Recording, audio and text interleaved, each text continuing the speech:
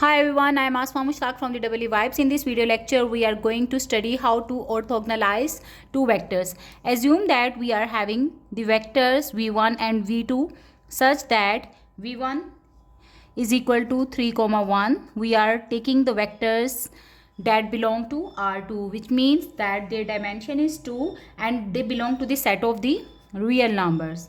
Fine. So these are the two vectors. What is meant by the orthogonalization of the two vectors? Let's just first plot these two vectors in the xy plane. If this is x-axis and this is y-axis, and we are having the scale like that 0, 1, 2 and then 3. And if you plot the first vector v1, it means that 3 units along the x-axis while 1 unit along the y-axis. So you will get this point, and this is actually the representation of the vector v1. And if you plot the vector v2, then you will have its representation like that. And from here it is easily concluded that these two vectors are not perpendicular to each other, as the angle between them is less than 90 degree. Also you can verify that these two vectors are not perpendicular by taking their dot products, and by taking the dot product we mean that we multiply the corresponding entries and then we sum them. Fine. So 3 into 2 results in 6, then 2 into 1 2, which is equal to 8. If the two vectors are perpendicular or orthogonal to each other, then their dot product is equal to 0, but in this case it's not equal to 0. So that's why from here we came to know that these two vectors are not orthogonal. Now we will orthogonalize them by using the Gram-Schmidt procedure. How? We will take one of the vectors as the base vector. So let's say that if I take 2, 2 as the base vector, and I will name it a new vector as O1 vector. So O1 vector is equal to 2, 2. Hi everyone, I am Asma Mushtaq from the EE Vibes. In this video lecture, we are going to learn how to orthogonalize two vectors. What is meant by the orthogonalization? By the orthogonalization, we mean that making two vectors perpendicular to each other. Assume that we are having the vectors, for example, v1 is equal to 2, 2, while the second vector v2 is equal to 3, 1. Fine. And they both belong to this set of real numbers having dimension 2, which means that each vector is having two components. Okay.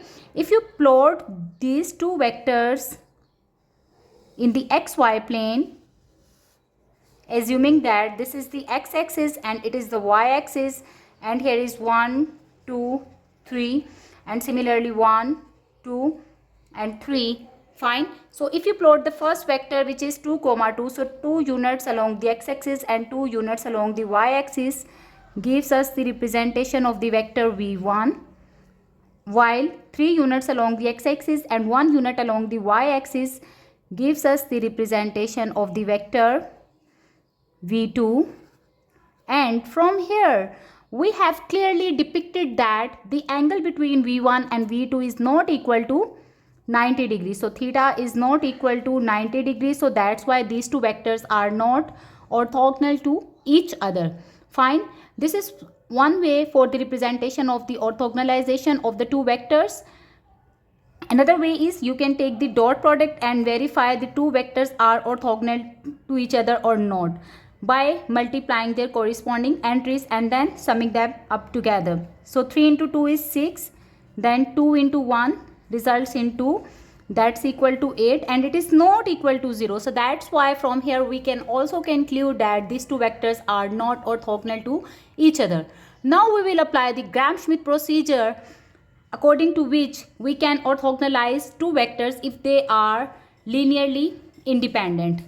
As it is observed that the vector v1 and v2 are not dependent on each other as well.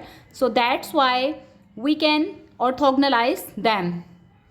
In the Gram-Schmidt procedure, what we do, if we have to orthogonalize two vectors, then one of the vectors is treated as a base vector, and for the time being we will treat v1 as the base vector. Okay. And then we find the projection of the other vector on this base vector. So assume that 3, 1 vector was somewhere over there, as they were making certain angle theta. So this is some vector v2. First of all, we will find the projection of v2 on v1.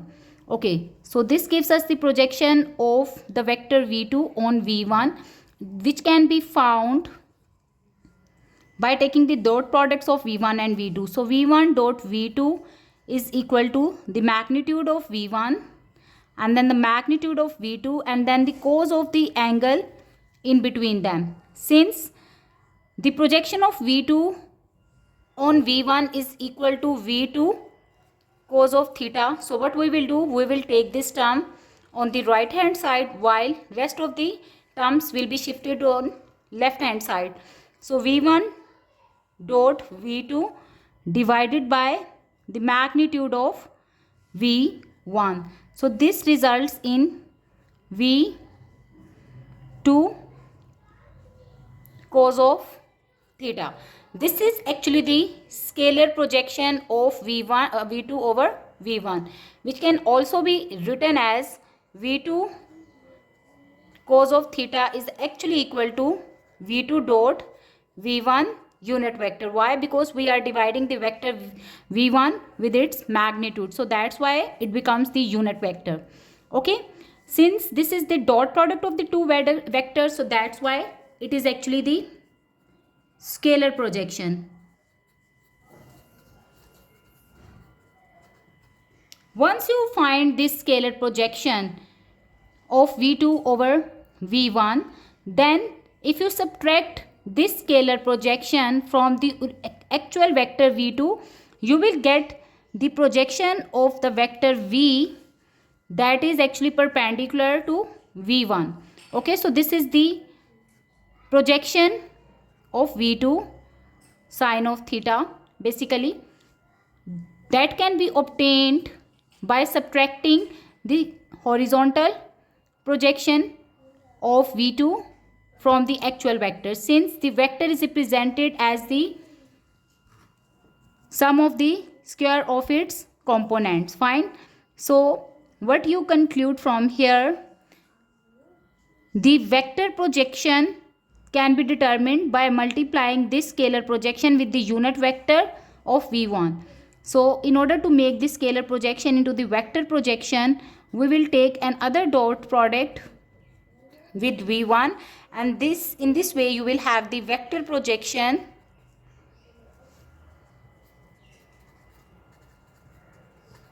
of v2 on v1. Fine. Once you determine this projection, you can subtract it from the vector v2.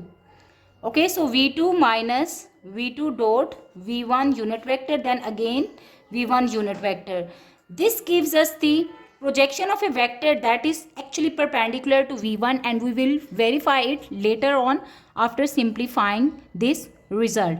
Okay, so let's just start determining the scalar projection of v2 over v1, which is simply the dot product of the vector v2 with the unit vector of v1. The unit vector of v1 is found by dividing the vector with its magnitude. So 2 square plus 2 square results in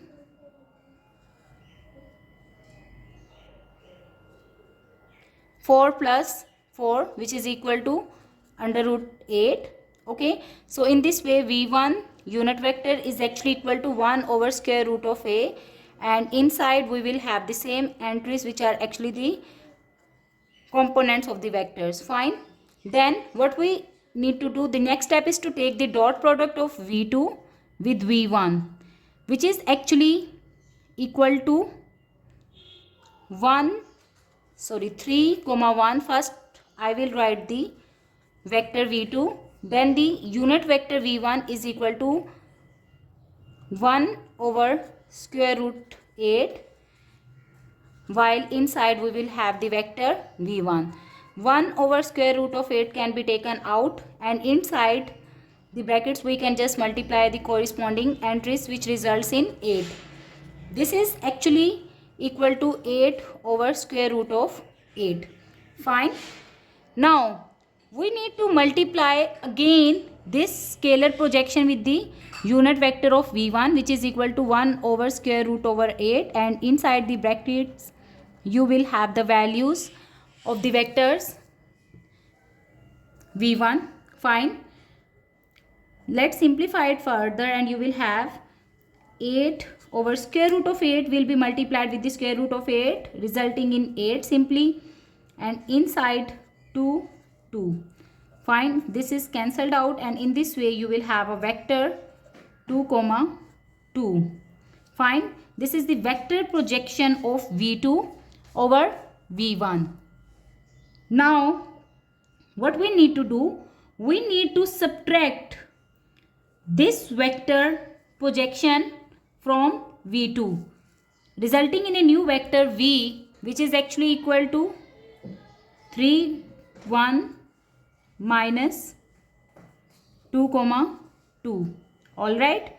So let's just perform this subtraction, and in this way you will have 3 minus 2 is equal to 1, and 1 minus 2 is equal to minus 1. Alright. Now this is the new vector which is actually perpendicular to v1, because we took v1 as the base vector. Now the new set of the vectors that will be consisting of v1 and v, because v1 is equal to 2, 2, and the new vector is actually equal to 1 minus 1. Fine. Now let's see either these two are perpendicular to each other or not. We will just take the dot product. Let me call it w1 and this is w2. So let's just take the dot product of w1 and w2, and you will see it's equal to 2 into 1 is equal to plus 2.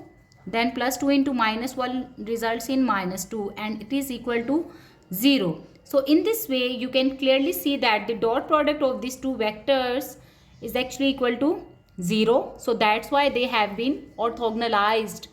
Okay, if you have some question, you can drop the question in the comment section. Thank you for watching.